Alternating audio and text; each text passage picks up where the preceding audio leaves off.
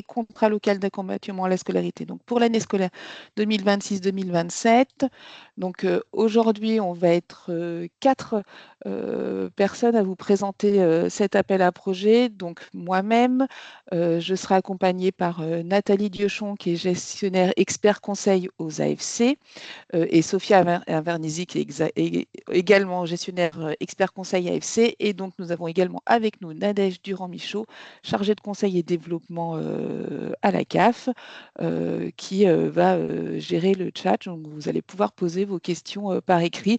Et puis, si besoin, vous pouvez bien sûr aussi lever la main pour pouvoir qu'on puisse vous donner la parole. Voilà.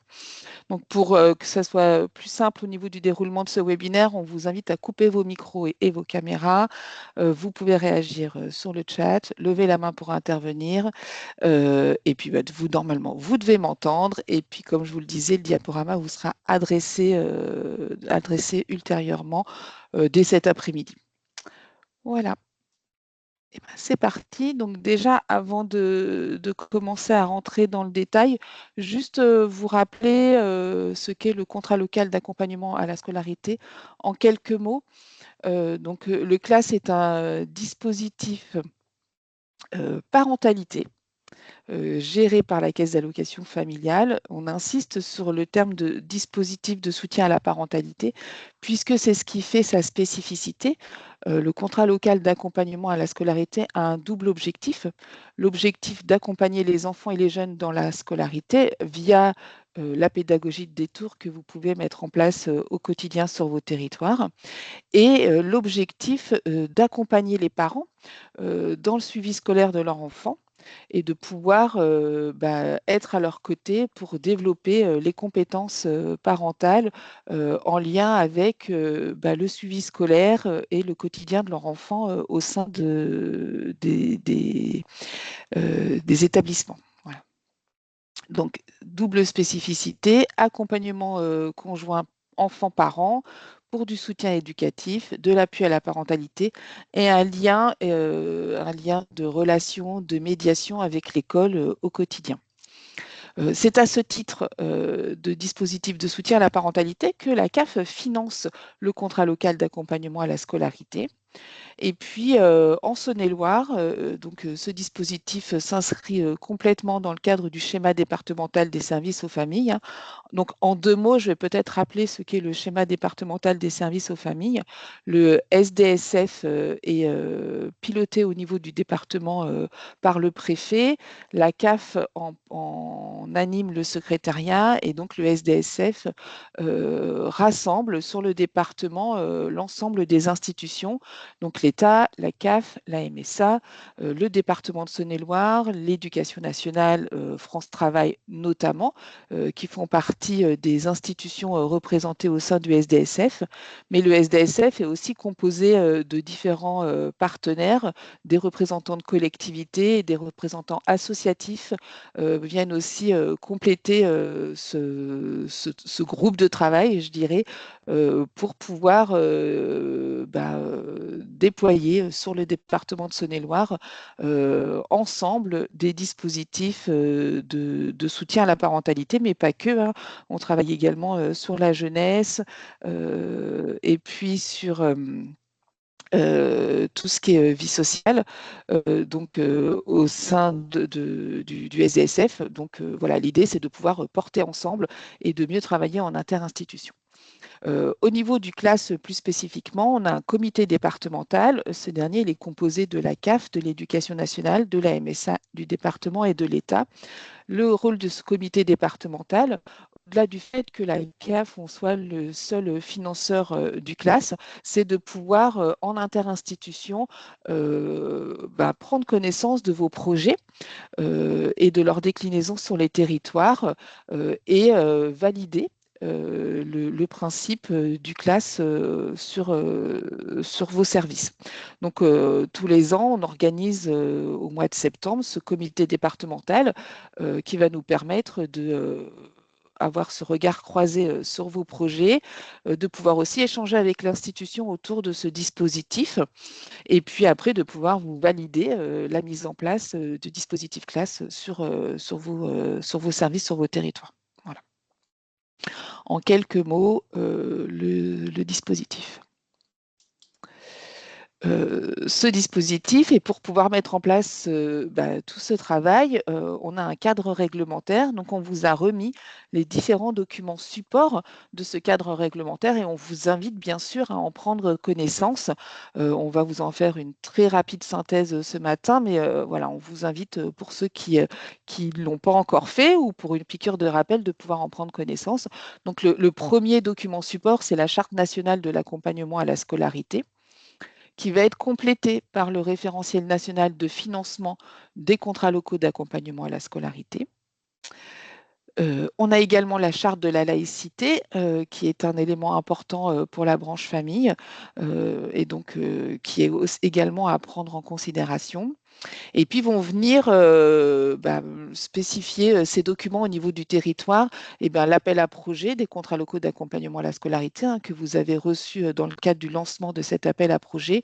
Et puis également, on vous l'a remis là parce que c'est un élément qui nous semble important aussi à avoir en tête et à pouvoir lire aussi pour vous sur les territoires. Vous l'avez peut-être pas toujours à votre disposition, mais c'est la convention d'objectifs et de financement que vos services signent, en tout cas avec nous, et qui aussi rappelle un certain nombre d'attendus et de critères dans le cadre du financement de ce dispositif. Voilà. Donc, ces différents documents, vous les retrouverez sur le site de la CAF, sur le caf.fr, via les liens qu'il y a sur le diaporama, et je vous remettrai le lien sur le mail quand je vous enverrai le document support pour que vous puissiez y accéder directement. Eh bien, je vais laisser la parole à Nathalie. Bonjour à qui va tous. vous présenter les principes de la charte d'accompagnement à la scolarité. Vous m'entendez, Stéph? Oui, c'est Oui, bon? oui, on t'entend, D'accord, Nathalie, très bien. OK. Donc bonjour à tous. Les projets classes et les pratiques professionnelles des acteurs classes doivent répondre aux principes donc de la charte d'accompagnement à la scolarité. Donc quels en sont les grands principes? Nous vous avons fait un résumé très, très rapide dans cette page de notre présentation. Donc, premièrement, le respect des choix individuels et l'égalité des droits de chacun. Deuxièmement, le développement des personnalités, l'acquisition de savoir-être et de savoir-faire indispensables à la réussite des enfants et l'implication des parents dans la démarche. Donc, Stéphanie l'a abordé tout à l'heure. Le CLAS, ce n'est pas de l'aide aux devoirs, mais ce processus, CLAS, doit faire appel en fait à une approche basée sur la pédagogie de détour. Le quatrième principe qu'on voulait vous indiquer, donc c'est la gratuité du CLAS. Donc dans certains cas, pour, par exemple des actions, comme une sortie culturelle, une participation, symbolique exceptionnelle peut être envisageable. Mais sinon, en elle-même, l'action classe, doit être gratuite. Et puis dernier principe qu'on a souhaité mettre en exergue sur cette slide, c'est le caractère laïque des actions, de vos actions, et bien sûr le refus de tout prosélytisme. Voilà pour les principes de la charte d'accompagnement à la scolarité.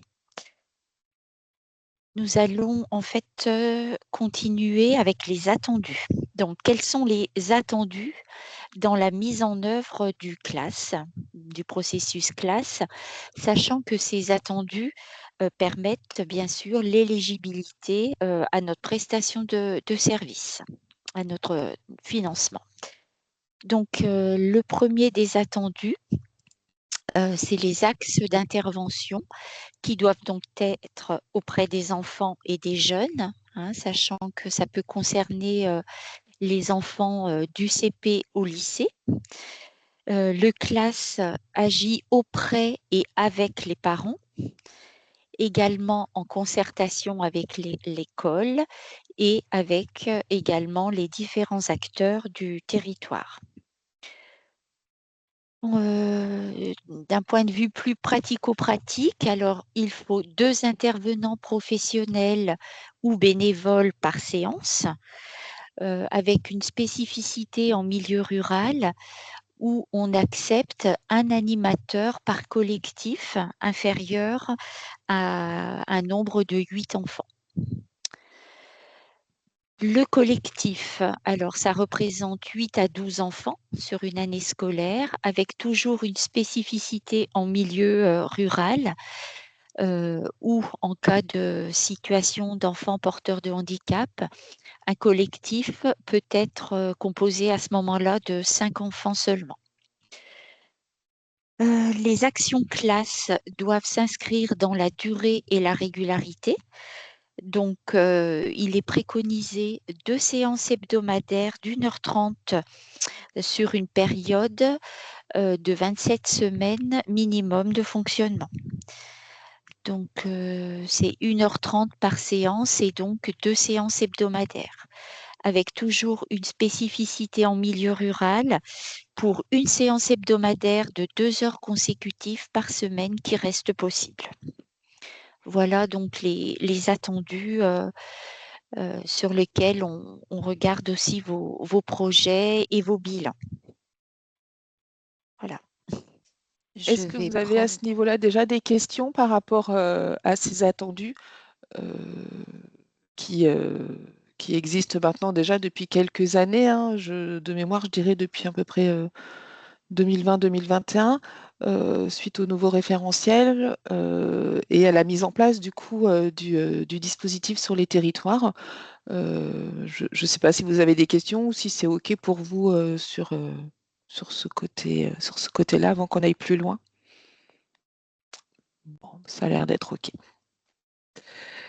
Peut-être Alors on va Stéphanie, Oui, Stéphanie, peut-être, alors j'ai pas de question, mais peut-être le milieu rural, qu'est-ce qu'on entend derrière milieu rural, peut-être? bonne question, Nadège. Alors je dirais milieu rural, commune de moins de 5000 habitants. Tu valides, Nadège, cette réponse? Je sais pas, oui, c'est toi là, Oui, oui. oui, Ouais. oui. En général, enfin voilà, c'est ce que la CNAF nous répond quand on questionne par rapport à la spécificité du milieu rural. À la spécificité, à la taille, à la dimension d'une commune qui peut être considérée en milieu rural par rapport aux spécificités qui peuvent se mettre en place sur le territoire.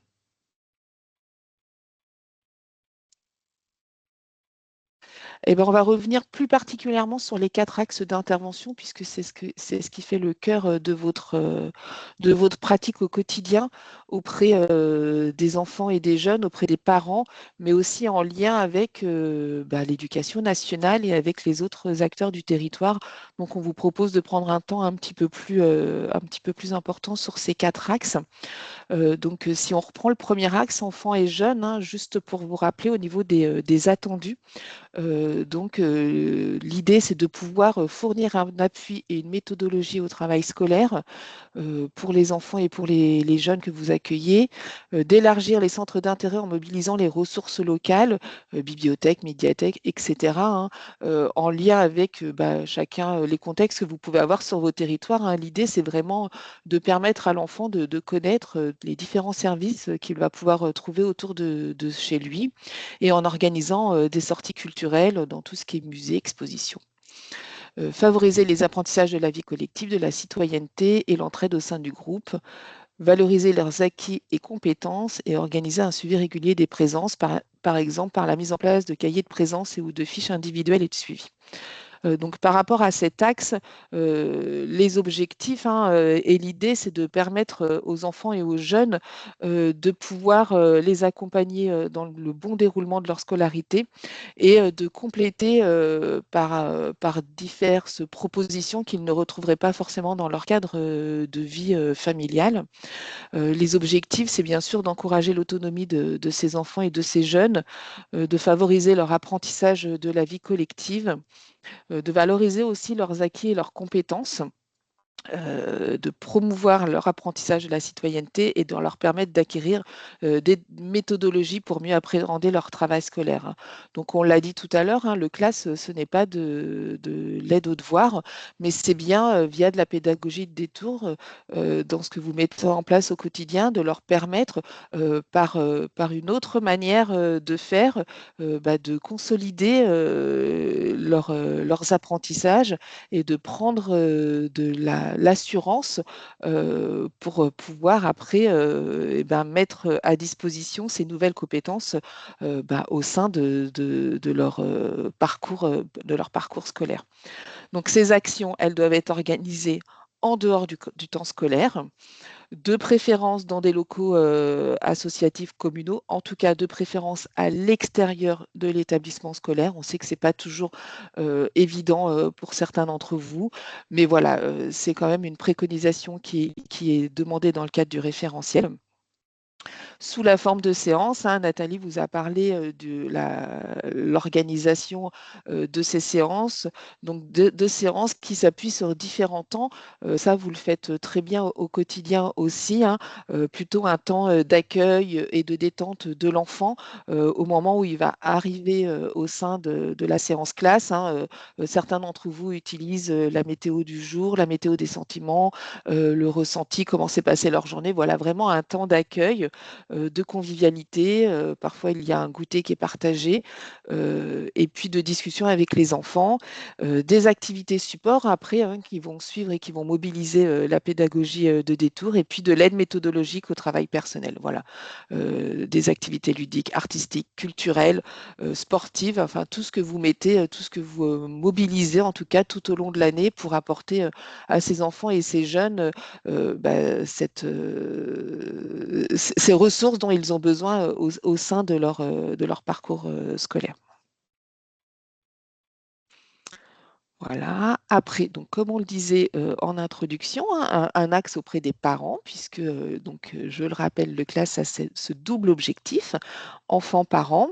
Donc, pour les parents, ce qui est attendu, c'est d'organiser des temps d'information sur les objectifs et le contenu des actions classe au moment de l'inscription des enfants, de mettre en place tout au long de l'année des temps de convivialité enfants-parents, de les informer, de les accompagner dans la compréhension des codes de l'école, de les orienter vers les partenaires du territoire, exemple, tout ce qui est projet, action de soutien à la parentalité qui peuvent se mettre en place sur vos territoires. Et puis, bien sûr, de les associer à l'accompagnement proposé à leurs enfants par des temps d'échange informels réguliers. Donc là aussi, hein, les objectifs qui sont suivis, c'est de renforcer les compétences des parents en leur donnant les clés de compréhension et les outils nécessaires pour mieux suivre le travail de leurs enfants. De leur apporter aussi une meilleure connaissance de l'école, de les familiariser avec le vocabulaire et les activités type scolaire, hein. L'idée, c'est de leur faciliter aussi l'entrée et les liens qu'ils vont avoir avec le milieu scolaire, voire de les accompagner parfois pour pouvoir faire ce premier pas en direction des établissements scolaires qui reçoivent leurs enfants et bien sûr de les associer aux côtés de leurs enfants ou des jeunes à la découverte des ressources aussi auxquelles ils peuvent avoir accès sur le territoire. Voilà. Que dire de plus par rapport aux parents? Peut-être des exemples, hein, certains d'entre vous organisent au quotidien. On sait qu'en tout cas, on sait que le lien avec les parents, c'est pas l'axe le plus facile à mettre en place au sein de ce dispositif. Et au quotidien, pour vous, c'est quelque chose qui est assez partagé au niveau national, mais que la CNAF, en tout cas, euh, porte vraiment au quotidien dans le cadre de ce dispositif. Donc, la place des parents est importante. Vous êtes plusieurs à essayer par différentes manières de les mobiliser pour qu'ils puissent rentrer au sein de vos séances classe. Alors, je donne souvent cet exemple parce que je trouve qu'il est assez pratico-pratique dans la façon de le mettre en place, et puis que ça a aussi un temps passerelle pour la famille. Certains d'entre vous proposent sur les fins de séance un moment de partage autour d'une histoire ou d'un conte où le parent est invité à arriver un petit peu plus tôt que la fin de la séance pour pouvoir participer avec son enfant à ce temps-là. Et puis, c'est aussi une manière de retrouver son enfant et de partager un moment où on se pose avant de redémarrer sur la fin de l'après-midi et le début de soirée au sein de la famille. Voilà, on sait que vous êtes créatif et que vous essayez par différents de moyens à faire cette place aux parents au sein des dispositifs. Et on vous encourage bien sûr à le continuer puisque c'est vraiment un des objectifs qui est au cœur de ce dispositif. Voilà. Après, donc, on a le troisième axe, le lien avec l'éducation nationale et donc avec l'école et puis les collèges, hein, puisque certains d'entre vous proposaient du classe au-delà de l'école primaire, mais également aux collégiens. Donc là, dans les attendus, hein, c'est bien sûr d'établir des relations avec les directeurs d'établissement, les conseillers principaux d'éducation et les enseignants, d'avoir aussi un temps de collaboration avec les équipes hein, pour l'orientation des enfants vers le classe. Hein. Euh, c'est un des axes d'orientation le plus important, c'est l'éducation nationale, en tout cas l'instituteur qui va pouvoir repérer sur le début d'année, voire sur l'année précédente, en fonction de vos organisations aussi là locales, hein, les enfants qui auraient besoin d'un soutien au quotidien, d'un coup de pouce, parce que peut-être timide, pas rassuré par rapport à ses apprentissages, voilà, besoin d'être soutenus et valorisés, et qui vont pouvoir proposer à la famille et orienter ses enfants vers le dispositif. Donc ça, c'est un partenariat important. On sait aussi qu'il n'est pas toujours évident hein, de le mettre en place sur les territoires en fonction du lien que vous pouvez avoir avec les écoles. Et puis, dans ce qui est également attendu, bah, d'organiser des temps de réunion, de concertation et de suivi avec l'équipe éducative. Donc, en amont, on vient de le dire, de la mise en place du projet, mais également lors des bilans. Et puis, certains d'entre vous le faites aussi tout au long de l'année, hein, quand vous allez chercher les enfants à l'école parce que vous les récupérez à ce niveau-là et que vous les ramenez vers le classe. Les échanges avec les enseignants sont aussi importants dans cette régularité. Les objectifs hein, qu'on poursuit à travers ces attendus, hein, c'est d'inscrire l'accompagnement des enfants et des parents en cohérence avec le projet de l'école et puis les attendus de l'éducation nationale, de poursuivre des objectifs partagés avec les établissements scolaires, hein, d'avoir aussi ces temps de lien passerelle, je dirais, hein, qui va venir aussi vous aider, vous, à accompagner cet enfant au sein du dispositif, et puis d'organiser une complémentarité des interventions entre l'école, le classe et la famille dans le cadre d'une communauté éducative. Voilà. Donc, la présence, hein, quand je vous disais au démarrage, hein, la présence de ce dispositif au sein des instances départementales, hein, que sont le SDSF et le comité départemental du classe, la présence de l'éducation nationale dans ces instances est aussi quelque chose de précieux pour nous, puisque c'est aussi dans ces moments-là qu'on va pouvoir partager avec nos collègues de l'éducation nationale ce que vous nous faites remonter dans vos bilans des actions classes, hein, des fois dans le fait que ça facilite ou que des fois ça vient compliquer aussi pour vous sur les territoires ces temps de relation. Voilà, c'est vraiment un exemple de sujet qu'on peut partager au sein de nos dispositifs départementaux avec nos collègues pour que ça puisse aussi remonter dans les établissements scolaires et puis essayer de faciliter au maximum les liens sur les territoires que vous pouvez avoir avec les écoles. Donc, pour finir, le quatrième axe, l'axe de concertation et de coordination avec les différents acteurs du territoire.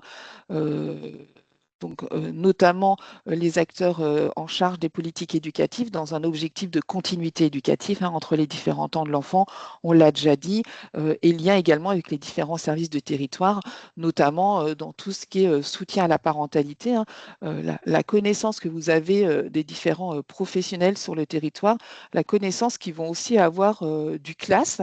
Le CLAS est des fois peu connu sur les territoires. C'est important aussi de pouvoir porter ce dispositif et de pouvoir le partager avec les différents partenaires qui peuvent aussi, des fois, à certaines occasions, être des personnes qui peuvent orienter une famille aussi vers le dispositif. On n'attend pas à ce que l'orientation de l'enfant vers le CLAS soit du 100% éducation nationale. Il peut y avoir bien sûr d'autres sources d'orientation. Ça peut être un travailleur social, ça peut être une référente famille au sein d'un centre social parce que elle a pu échanger avec une maman de difficultés scolaires, de besoins de soutien, d'accompagnement. Donc voilà, le lien avec les acteurs du territoire va être important. Je vois d'ailleurs qu'il y a une faute sur la slide qu'il faut que je reprenne en vous parlant. Il est important pour faire connaître le dispositif, pour pouvoir aussi orienter des enfants sur le dispositif et pour pouvoir aussi orienter les parents des enfants que vous accompagnez et du coup les parents que vous accompagnez aussi au quotidien vers ce qui existe sur votre territoire, de pouvoir orienter s'ils viennent partager avec vous une difficulté qu'ils rencontrent, un besoin, de pouvoir aussi orienter vers les services qui existent sur votre territoire à proximité. Voilà, donc ce lien est important aussi et ces 4 axes font vraiment un tout et viennent vraiment définir ce qu'est le contrat local d'accompagnement à la scolarité. Voilà. Je ne sais pas si à ce niveau-là, vous avez des questions ou si vous voulez aussi témoigner d'actions que vous pouvez mettre en place, de difficultés, voilà, ou pas. Enfin, voilà, on peut vous laisser la parole si vous le souhaitez Stéphanie, partager. Oui, j'ai une question de Yannick Cogna qui dit, oui. est-il possible de redéfinir le public cible, élèves en difficulté uniquement, point d'interrogation. Malgré le lien avec les enseignants, il y a une difficulté pour cibler correctement les enfants en réel besoin. D'accord. Donc on est plutôt sur les ciblages du public. Oui. Alors, au niveau du public cible, en tout cas, ce qui est noté dans le référentiel, et je pense que, enfin, je suis assez en accord avec ça, c'est qu'on ne va pas être sur un public en grande difficulté scolaire, puisque là, il y a d'autres dispositifs qui existent pour pouvoir accompagner ces enfants-là. On l'a dit, le classe, c'est pas de l'aide aux devoirs. Donc, effectivement, un enfant qui va être en grande difficulté scolaire et qui va besoin d'être accompagné au quotidien dans le cas de faire ses devoirs, ce n'est pas forcément le dispositif le plus approprié.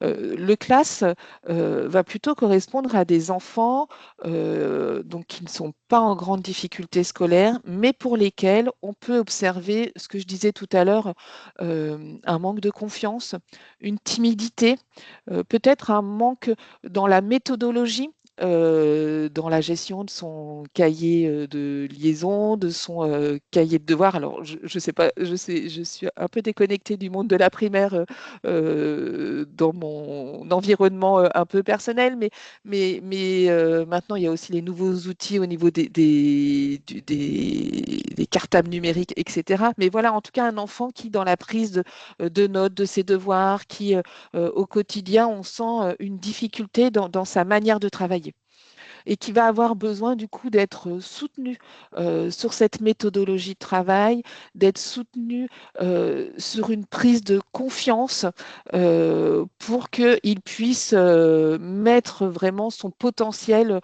voilà, en tout cas pouvoir exprimer son potentiel après au quotidien.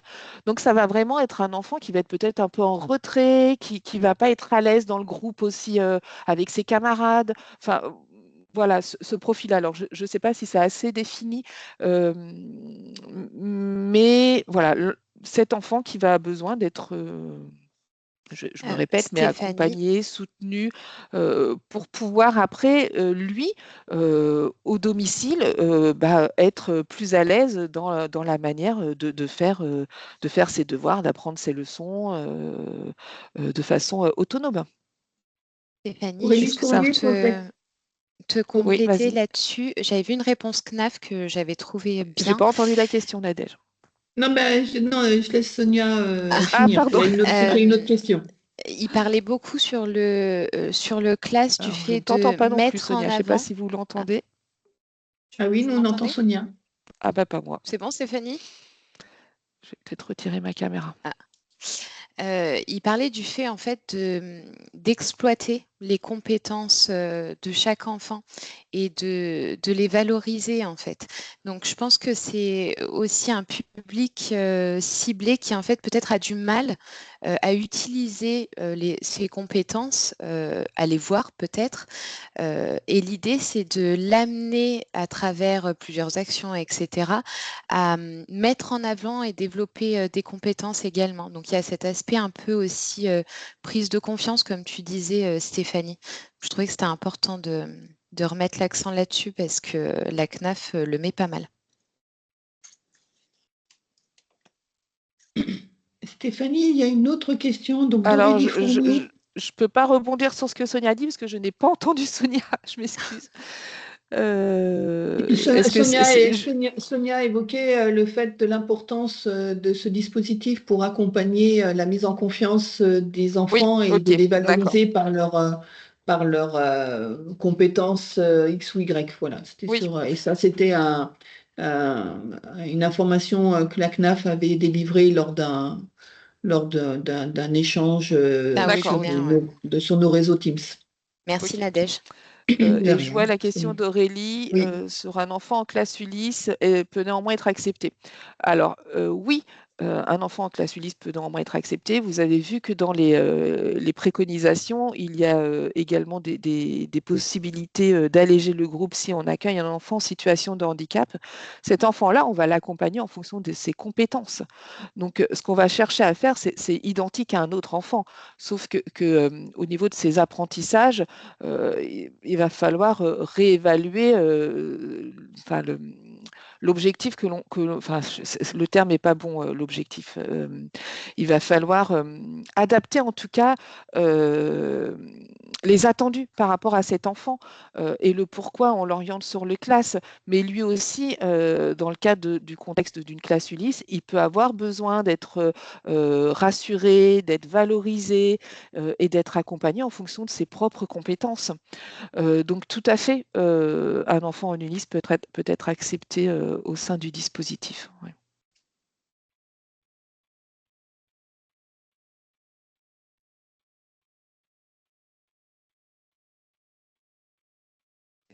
Est-ce qu'il y a d'autres questions? Alors, quelqu'un veut prendre la parole?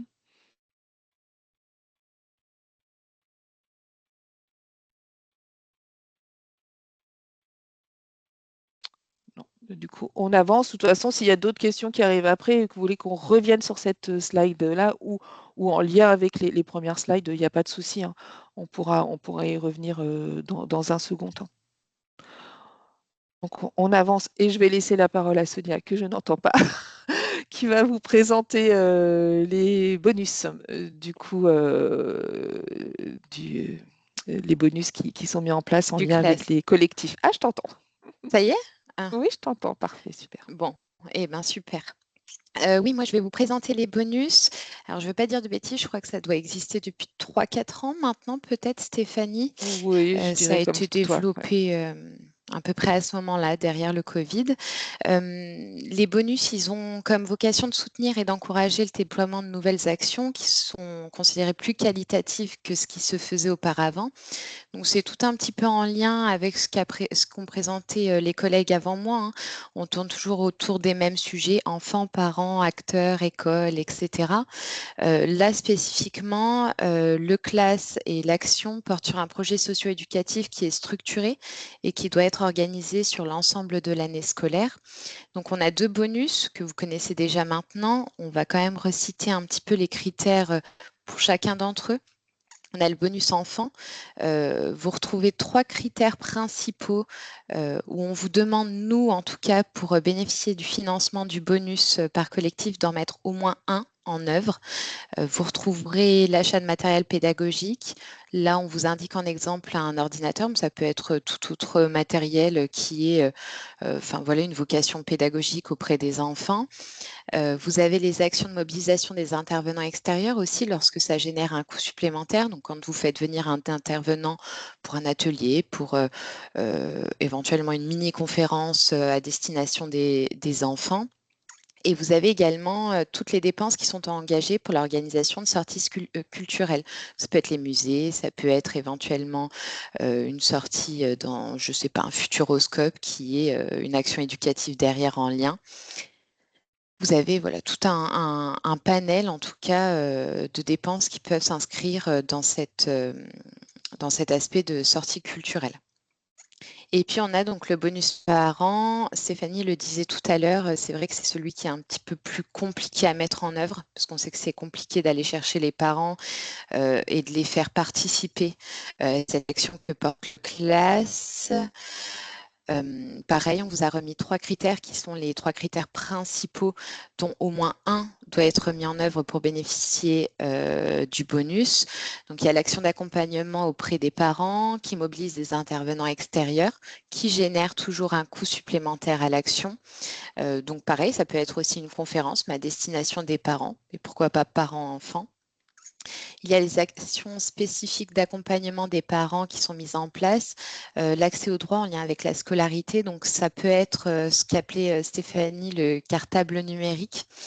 Par exemple, il y a l'orientation, tout ce qui est aussi, c'est vrai qu'il y a des parents qui ne sont pas encore à l'aise non plus avec le numérique. Les enfants aujourd'hui sont quand même entourés de beaucoup de numérique. Il y a tout ce qui est carnet de texte en ligne, etc. Certains parents ne savent pas y accéder encore à l'heure actuelle ou ne peuvent pas aussi parce que manque de moyens à la maison. Donc, il y a tout cet aspect-là qui peut rentrer en compte. Et puis, on a donc le dernier qui est le public allophone, l'illettrisme et l'AEF, donc les actions éducatives familiales. Je ne sais pas s'il y a des questions sur cette slide-là. Il n'y en a pas dans le chat, en tout cas. Peut-être que ce qu'on peut rajouter juste sur les bonus, Sonia, je me permets, c'est que dans la préparation de vos projets et aussi de vos bilans, quand vous sollicitez les bonus, c'est important de pouvoir nous présenter les projets que vous allez mettre en place sur les territoires, donc quand vous faites le dépôt de votre demande de subvention, pour que nous, on puisse statuer sur l'octroi ou pas du bonus. Et puis, quand vous avez du coup le bonus qui est accordé, au moment des bilans, là aussi, c'est important de pouvoir nous détailler le bilan des actions qui ont été bonifiées pour que l'on puisse évaluer ce que vous avez pu mettre en place tout au long de l'année et puis valider du coup le financement s'il y a eu une action qui s'est vraiment mise en place. C'est des éléments importants, d'autant plus que des fois, les formulaires support ou les outils support qui sont donnés par la CNAF pour vous permettre de faire vos remontées demandent juste de cliquer oui, non. Mais en parallèle, vos projets classes et avec ces éléments-là sont vraiment importants pour nous, pour qu'on puisse avoir une lecture vraiment de ce que vous proposez, de ce que vous développez sur le territoire. Oui, tu fais bien d'en parler, Stéphanie, parce qu'effectivement, il y a 2 ans avec Nathalie, lorsqu'on a pris en charge vos déclarations pour vous payer le solde de vos réels, c'est vrai que sur AFAS, vous avez ce fameux oui-non. Et il est vrai qu'on est revenu sur une majorité de dossiers. On vous a beaucoup questionné parce que souvent, il y avait un non. Alors qu'en fait, dans votre demande, il y avait des bonus qui étaient évoqués. Et puis, on voyait également parfois dans le bilan que vous faisiez mention de ce qui avait été mis en place. C'est vrai qu'à l'heure actuelle, on regarde encore l'ensemble avec Stéphanie et Nathalie. On essaye d'étudier au mieux vos déclarations. Stéphanie fait bien d'en reparler parce que demain, on ne sait pas si on aura encore toute la vue autour également des déclarations. Donc, pensez bien lorsque vous les complétez sous AFAS, il y a ce oui-non. Vous avez tendance à beaucoup mettre non, alors qu'effectivement, vous avez en fait mis en place des bonus. Et il y a un seul critère qui doit être respecté. Donc, il y a aussi cette partie-là à prendre en compte. Donc, oui, c'était très bien, Stéphanie. Donc, je passe à la slide suivante, du coup. Et donc, je vais vous présenter la fameuse formule de calcul pour le financement de la prestation de service. Alors, le principe du CLAS, il est simple. On finance 32,5% des dépenses de fonctionnement. Donc, quand vous nous déclarez votre compte de résultat, concrètement, nous, on va retenir 32,5% de ces dépenses-là. Vous avez donc des collectifs qui peuvent aller de 8 à 12 enfants. Le plafond, on vous a remis celui de cette année. Chaque année, il change un petit peu. Là, les dépenses qui sont prises en compte, alors par collectif au maximum, est de 8 652 €. C'est ce qu'on appelle le plafond au niveau du collectif, ce qui induit du coup, en calculant les 32,5%, que l'aide maximale par collectif serait de 2 811,90 € au maximum. Bien sûr, si vos dépenses par collectif étaient par exemple de 5 000, l'aide maximum sera réduite en fonction de ça pour proratiser à 32,5. On vous a remis un calcul simplifié également. Alors ce calcul-là, vous le retrouvez dans la convention d'objectifs et de financement. On a essayé de vous faire quelque chose de plus simple pour que ce soit plus parlant. Vous avez le calcul de la prestation de service, donc c'est le prix de revient. Le prix de revient, on vous l'a détaillé juste en dessous, c'est le total de vos dépenses de fonctionnement divisé par votre nombre de collectifs, dans la limite du plafond de 8 652 € par collectif. Donc le prix de revient limité au prix plafond CNAF, donc les 8 652, fois le taux de subvention, donc 32,5%, fois le nombre de collectifs. En faisant cette formule-là, vous pouvez vous-même, d'ailleurs, même avant de nous transmettre vos déclarations, savoir le montant du financement qui sera accordé par la CAF. Et puis, on a aussi également en dessous, donc on vous l'a rajouté, les bonus, donc qui sont de 335 € pour chaque bonus, que ce soit parent ou enfant, qui est à multiplier par le nombre de collectifs. Et alors, petite projection pour cette année et les années à venir. On étudie actuellement avec les collègues la possibilité d'un conventionnement en pluriannualité. Ça fait aussi 2-3 ans à peu près que la CNAF nous donne cette opportunité-là. Nous n'étions pas allés avant parce qu'il y avait encore pas mal de choses qui étaient à revoir au niveau national. Ce n'était pas encore très fonctionnel. Il y avait pas mal de choses qui étaient plutôt à votre désavantage. Donc, on avait fait le choix de ne pas y aller. Maintenant que ça semble être plutôt résolu, on est en train d'étudier cette convention en pluriannualité qui vous permettrait du coup de ne pas avoir à refaire la totalité d'un dossier chaque année. Donc, on reviendra vers vous à ce moment-là. Et puis, lorsque vous déposerez également, alors Stéphanie, tu pourras peut-être plus en parler par rapport à la plateforme de dépôt, mais Oui. lorsque vous aurez du coup le dépôt à faire dessus, vous pourrez également nous le renseigner. Voilà. Alors, j'espère que cette formule est un petit peu plus simple.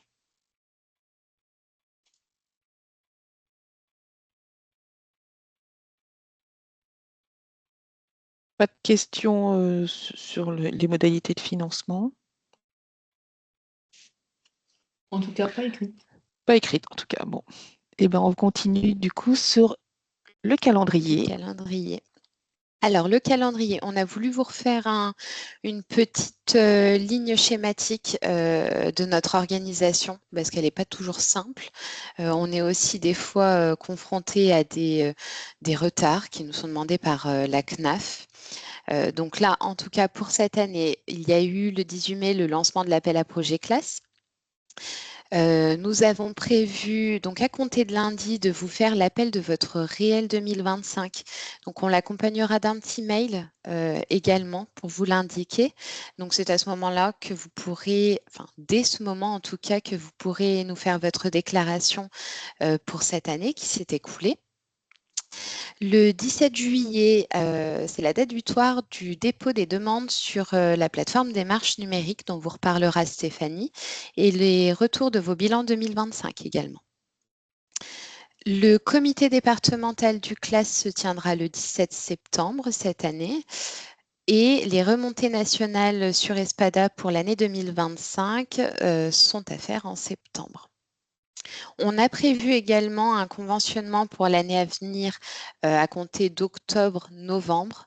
On essaiera de le faire bien évidemment au plus tôt avec ma collègue Nathalie, puisque c'est à partir de ce conventionnement que vous aurez la possibilité de nous déclarer votre prévisionnel sur AFAS et donc d'obtenir l'acompte en conséquence. Et vous aurez donc, on a été un petit peu plus loin pour vous faire une année complète. Vous aurez l'appel de votre réel 2026, sauf changement CNAF, bien évidemment, en juin 2027. Donc à peu près à la même période que cette année. Hein. Et on vous demandera le bilan annuel plus le renouvellement en juillet 2027. Donc là, on essaiera de faire un petit peu plus tôt pour que vous puissiez également en fait commencer votre année scolaire en septembre généralement avec un renouvellement de convention qui soit fait ou presque fait du moins et que vous ayez une visibilité qui soit un petit peu plus concrète et rassurante pour vous également. Voilà. Donc juste, je refais juste un petit point sur Espada. Espada, pour ceux qui s'en souviennent, c'est une nouvelle plateforme qui a été mise à disposition en septembre l'année dernière pour le CLAS justement, et on a commencé, enfin c'est le premier dispositif qui est arrivé sur Espada. Donc Espada, c'est la remontée nationale statistique qui permet à la CNAF de récupérer au niveau des départements toutes les statistiques en lien avec les dispositifs. Donc, le CLAS a démarré sur Espada l'année dernière et donc on va continuer sur cette année. Et puis, pour ceux qui étaient concernés, on a eu aussi le Fonds national parentalité qui a été sollicité là au mois de juin. Donc, pour l'instant, on n'a pas encore les informations du national sur l'ouverture de la plateforme et les délais de remplissage sur la plateforme, mais voilà, je vous tiendrai informé quand on aura tous les éléments. Voilà. Stéphanie, Oui. pardon, est-ce qu'on pourrait peut-être préciser ce qu'on attend pour le bilan 2025 en termes de retour? Donc, c'est un retour par mail sur l'adresse mail des CCD, des chargés de conseil et développement? Oui, alors j'avais dû donner toutes les informations aux gestionnaires dans le message que je Dans le leur ai message. envoyé. Oui, Ok.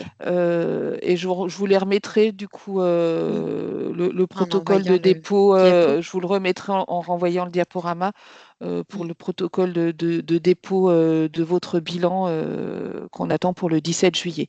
Hein, on cale toujours aussi la date de retour des bilans avec la date du dépôt de la nouvelle demande. Puisque avant de prendre en charge votre nouvelle demande, on lit le bilan. Ça nous semble plus logique de pouvoir déjà lire le bilan de l'année écoulée avant de prendre en charge la nouvelle demande pour pouvoir aussi, nous, avoir un suivi dans la lecture de vos projets. Donc voilà, c'est ce qui va nous permettre de travailler tout ça sur l'été pour pouvoir en prendre connaissance. C'est vrai que c'est peut-être pas trop parlant pour nos, nos invités là d'aujourd'hui, mais c'est vrai qu'on demande sur plusieurs plateformes, à plusieurs endroits, des éléments. Hein. C'est vrai que la déclaration du réel, ça sera sur le site AFAS, hein, via AFAS en dématérialisé. Le bilan, c'est voilà, un document argumenté et chiffré par mail. Et puis, il y aura également, comme on a parlé tout à l'heure, cette plateforme Espada. nationale Ouais. Espada. Donc, je conçois que ça peut être un peu C'est vrai que compliqué ça quelquefois fait. pour tout Nathalie le a monde. raison, hein, ça fait beaucoup, on en a bien conscience, mais on ne peut pas juste valider sur AFAS. AFAS, c'est des données qui ne nous permettent pas d'avoir le bilan qualitatif de vos projets et de connaître ce que vous faites au quotidien. Des chiffres, c'est bien, on en a besoin, mais ce n'est pas suffisant pour nous. On a vraiment à cœur de pouvoir lire ce que vous mettez en place, de pouvoir avoir un regard sur l'évolution aussi du dispositif, sur comment vous le portez sur les territoires. C'est important parce qu'on voit bien année après année aussi sur vos projets, comment ça évolue, comment vous adaptez en fonction des évolutions du contexte, etc., des groupes d'enfants. Donc, c'est vraiment important aussi pour nous d'avoir cette lecture-là et d'avoir cette matière-là. Donc, on sait que ça fait beaucoup, mais voilà, on ne peut pas avoir que des chiffres et que de la liquidation. On a besoin de qualité. Et puis ça fait écho avec ce qu'on disait tout à l'heure sur les bonus. Ça nous permet aussi des fois de vous payer le juste financement et d'aller chercher un petit peu plus loin qu'un oui-non. Oui, c'est que des fois, on s'aperçoit que dans le bilan qualitatif, vous développez le bilan du bonus et dans la phase, vous avez mis non. Donc, c'est là où ça peut nous interpeller en disant, ah ben, il y a quelque chose qui ne va pas, du coup, il faut qu'on reprenne contact avec le gestionnaire. Ou l'inverse, vous avez mis oui pour le bonus et on n'a rien dans le bilan qualitatif.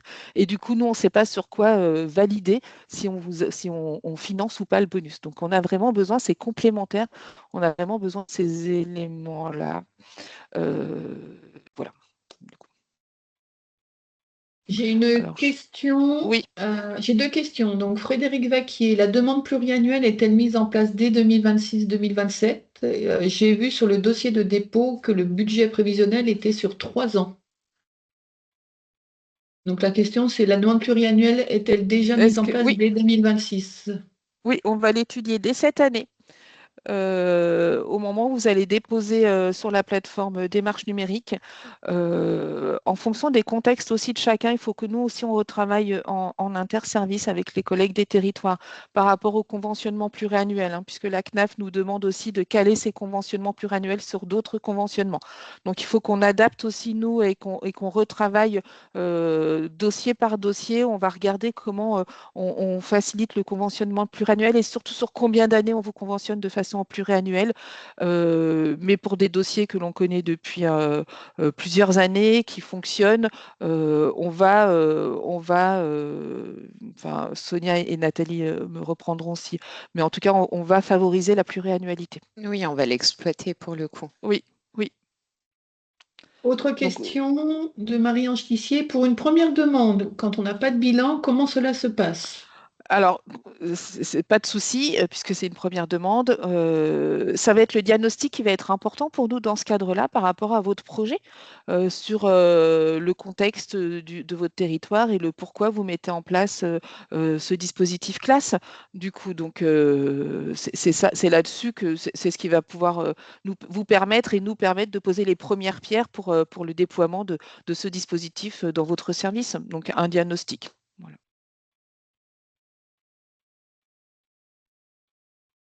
Pas d'autres questions sur le chat pour le moment, Stéphanie. Merci. Et ben, du coup, je continue sur démarche numérique. Alors, nouveauté de cette année, vous allez dire encore. Donc, la plateforme Elan n'existe plus. La CNAF a fait le choix de retirer cette plateforme qui ne répondait pas à tous les attendus et retravaille un nouvel outil. Dans l'attente, on avait le choix au niveau des départements de repasser ou sur un dossier papier ou voilà, on avait une certaine liberté. On a fait le choix en Saône-et-Loire de déployer pour l'ensemble de nos dispositifs, en tout cas pour l'ensemble de nos appels à projets, cette plateforme démarche numérique. Du coup, que l'on a mis que l'on utilise depuis janvier-février, suite au lancement de nos premiers appels à projets de l'année. Donc, pour le classe, le dépôt se fera également sur cette plateforme démarche numérique. Donc, on l'a déjà dit, au plus tard pour le vendredi 17 juillet 2026.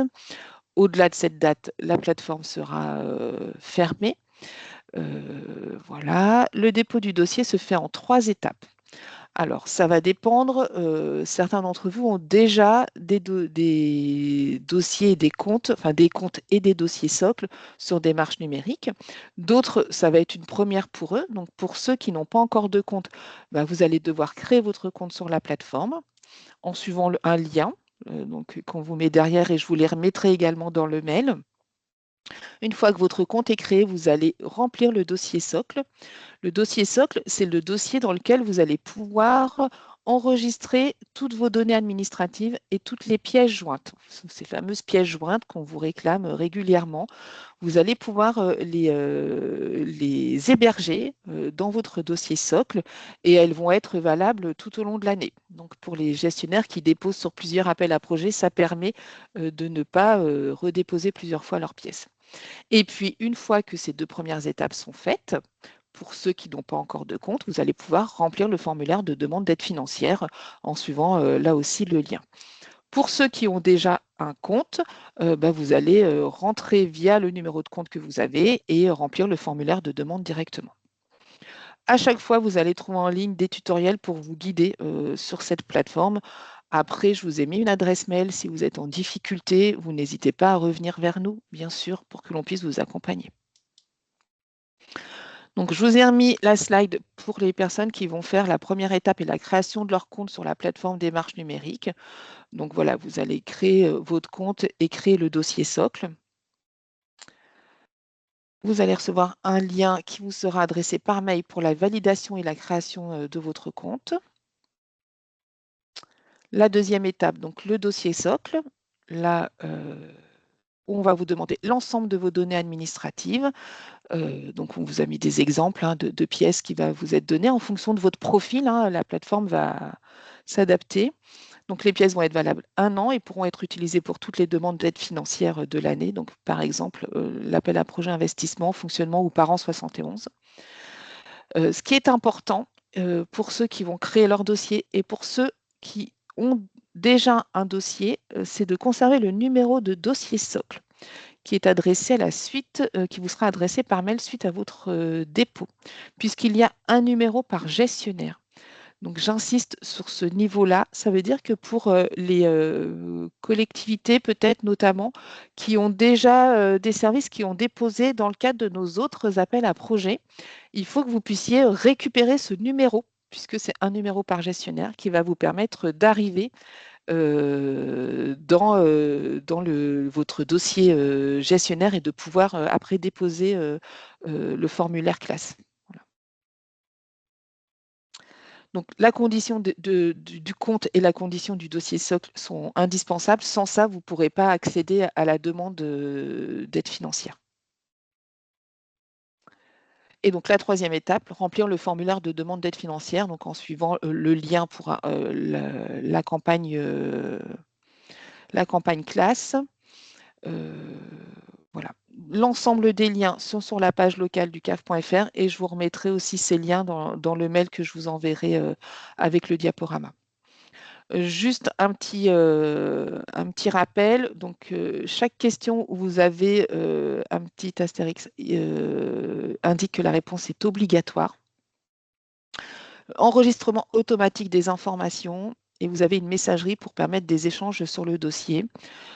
Donc voilà. Après, je vous donnerai peut-être les mêmes précautions que ce que je vous donnais sur la plateforme Elan. C'est des plateformes de dépôt, c'est des plateformes de saisie, c'est pas des plateformes de travail. Moins vous les laissez ouverts toute la journée, mieux c'est, je pense, pour l'enregistrement des données. Sur Elan, juste pour vous rappeler, il y a des partenaires qui tapaient directement et qui travaillaient toute la journée sur Elan et puis au moment d'enregistrer, ils avaient tout perdu parce que il y avait eu un bug dans la journée et que ça n'avait pas gardé. Voilà, travaillez en parallèle, allez voir le formulaire qu'on vous demande. On n'a rien réinventé, on s'est inspiré du formulaire précédent pour qu'il soit au plus proche de ce que vous avez l'habitude de renseigner. Travaillez-le et après allez faire votre saisie dans la plateforme. Voilà. Vous verrez, là, la différence peut-être d'Elan, c'est qu'il y a des fenêtres qui s'ouvrent en fonction de là où vous cliquez et des informations qui vous sont demandées. Voilà. Sur les autres appels à projets et les gestionnaires qui ont utilisé plateforme démarche numérique, on a eu très peu de questions. Je pense que ça s'est plutôt assez bien passé. Donc, pas d'inquiétude à avoir. Et donc, la suite, une fois que la demande elle est déposée, vous allez recevoir automatiquement un accusé de réception dématérialisé. Et par précaution, on vous demande quand même d'adresser un mail au chargé de conseil développement de votre territoire pour l'informer que vous avez fait le dépôt. Voilà, ça permet de pouvoir vérifier que tout est bien arrivé. Et je vous ai remis à la fin, du coup, la carte du département avec les collègues sur les territoires que vous pouvez contacter si vous avez des questions par rapport à votre projet classe et puis auprès desquels vous pouvez passer l'information que vous avez bien déposée sur la plateforme. Et donc, oui, Yannick, pour résumer, il y a bien tout ça. Alors, peut-être juste au niveau Ouais. du projet, c'est pas sur le mail, le projet, c'est bien sur démarche numérique. Ce que Yannick dit, donc pour résumer, Alors, il y a un ce poste. qui est sur le projet Nadège, c'est le bilan. On n'a pas Mais le bilan sur démarche numérique encore. oui, non, mais bilan et Oui, projet. oui. Le Alors le retour par projet, mail pour valider c'est bilan et démarche projet. numérique. Voilà. Ah, on est Oui, d'accord, hein. Le oui, projet, c'est démarche numérique. oui, oui, oui, oui. Par contre, le bilan, effectivement, pas pour cette année. Marie-Ange Tissier demande pour une première demande pour la rentrée scolaire 2027, donc pas pour cette rentrée l'année prochaine. Peut-on avoir un dossier type afin de travailler avec une trame? C'est une bonne question. Je vais regarder si c'est possible de le faire sur démarche numérique. Si c'est possible, je vous le mettrai en pièce jointe. Et Madame Euh, Chapuis, vous avez fait, c'est bon pour Oui, oui. Sinon, si ce n'est pas possible, je vous invite à aller sur la plateforme, à regarder le formulaire et puis après à pouvoir le préparer à côté dans le diagnostic, les objectifs, voilà, les attendus, et puis après de pouvoir aller ressaisir. Mais je vais regarder si je peux faire une extraction du dossier type. Mais vu qu'il y a différentes fenêtres qui s'ouvrent en fonction de là où vous cliquez, je ne suis pas sûre que ça soit réalisable. Et Madame Chapuis, oui, si elle peut Voilà. prendre la parole, oui.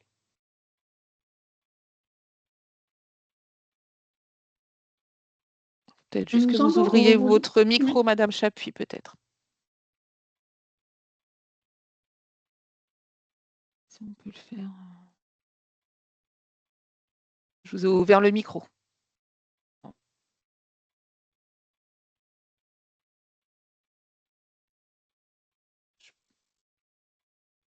Si vous pouvez pas, si votre micro ne marche pas, Madame Chapuis, n'hésitez pas à mettre votre question dans le chat ou votre question ou votre intervention.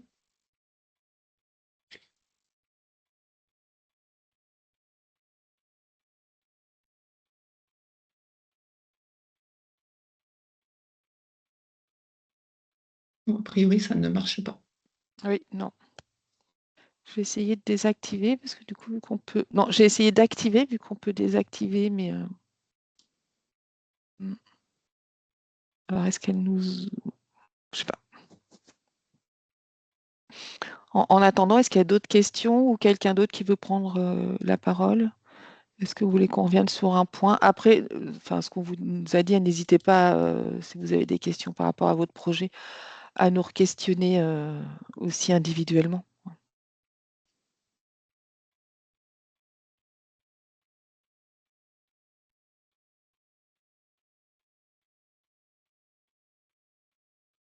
Je n'ai pas d'autres questions dans le chat, Stéphane. Bah oui, non. Bah, du coup, puis Madame Chapuis, je ne sais pas.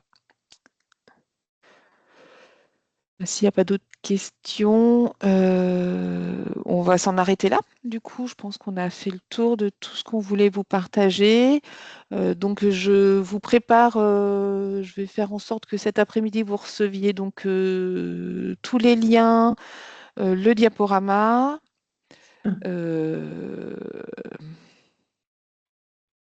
Si on a des nouvelles questions, Stéphanie. Alors, Madame Chapuis demande, avez-vous reçu mon bilan? Alors, je ne sais pas. Bah, je pense que Nathalie ou Sonia, vous vérifierez et puis vous confirmerez à Oui, Madame Chapuis on si c'est OK regarde et puis on vous redit, pour oui. vous. Et donc, alors, Alors, juste le bilan, de quel bilan on parle? le bilan classe Via 2025, AFAS? j'imagine. Oui, mais AFAS n'est pas ouvert, Parce que donc il n'y a pas eu AFAS l'appel n'est de pas pièces. ouvert. Ouais. AFAS Donc, Ça n'est doit c'est pas être pour le ça, bilan ouvert, ouais. papier, ça doit être le bilan C'est-à-dire, papier. Ouais. Ouais. je suppose. Oui, Donc, mais Moi, elle l'a envoyé au CCD ou elle l'a plutôt transmis côté, directement au voilà. service? On vérifie, On Madame va Chapuis. regarder, oui, Ouais. bilan papier. On va On vous regarder et redit. puis on Non. vous redit, oui. À bilan papier, dit Madame Chapuis. D'accord, Oui. ok. Non, moi, j'ai rien eu. Toi, Sonia? Moi non plus. Donc, envoyez par la poste, Madame Chapuis?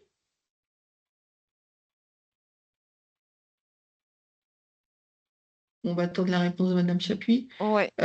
Sinon, il y a alors Oui, Vieillois. Carole. Élan, on oublie, effectivement. Et mon compte partenaire, Non, on C'est n'oublie pas. AFAS. On n'oublie pas C'est AFAS. AFAS. mon compte Non. partenaire, c'est AFAS, donc on n'oublie pas AFAS. Mm. Voilà. On l'oublie pas. Par contre, Élan n'existe plus. Mon compte partenaire, c'est AFAS, c'est ce qui va vous permettre de faire votre Ouais. déclaration prévisionnelle et ensuite réelle pour pouvoir ouvrir le droit de la prestation de service. Donc vous, effectivement, vous l'appelez mon compte partenaire, nous, on l'appelle On l'appelle AFAS. AFAS, oui. Il faudra Ouais. effectivement qu'on se mette Oui, d'accord sur un oui, terme tout à unique fait. entre les C'est vrai partenaires et nous. que oui. Je vais le rechanger dans le calendrier parce qu'AFAS, c'est effectivement c'est de notre côté et je vais remettre mon compte partenaire. Ouais, ça sera peut-être plus parlant pour vous. Ouais. Sur le mail dédié, Sonia, pour Madame Chapuis. Oui. Alors, j'ai demandé à Madame Chapuis en même temps Oui. sur quelle adresse, parce que j'avoue que entre les vôtres, les nôtres, celle générale. Madame Chapuis, on vérifie puis on vous redit Oui, en on va direct. Oui, on revient vers on vous va dans tous les vérifier cas. et puis on vous dit oui. Ok. Et ben du coup, on peut s'en arrêter là et puis on vous fait suivre tous les documents. Voilà. Et ben bonne journée. Bonne Bonne journée journée. à tous. Merci. Au revoir. Au revoir.